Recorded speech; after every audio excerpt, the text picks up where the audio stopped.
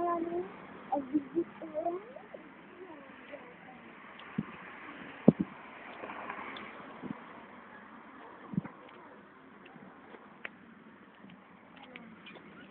Figyelj, a Viktor Károly, amit anyád ledobott virágot. Ja nem, mi nem Ez volt az szó, hogy a Viktor Károly ledobták a virágot. Megérted? De ledobtál itt. A Viktor Károly öregemben levettétek a virágot. Senki nem vett fele a közös. Fele az enyém, fele a tiéd. A gyerek a közös. Ne vegyétek le a halott gyerekekről a virágot. Nem vettem le. Te dobáltad le, amit én vittem, meg a váltán. Olyan nincsen. Hát nem vagy te senki, Csabi.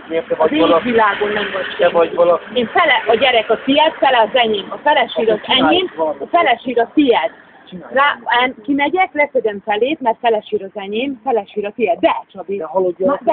De leszedem. Ugyanúgy, ahogy te leszeded, akkor én is leszedem, jó? Írról légy szívesen, mert rakod a virágot, ne szedjed már le, jó? Saját gyereket sírját meggyalázott, hogy ledobálod a virágokat róla.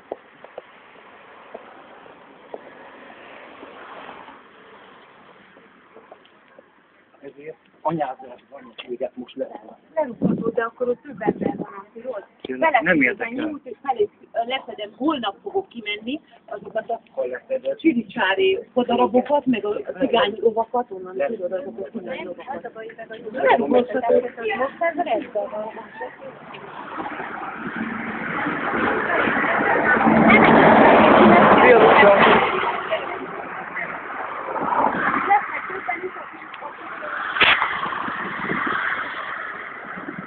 Kik lesznek többen?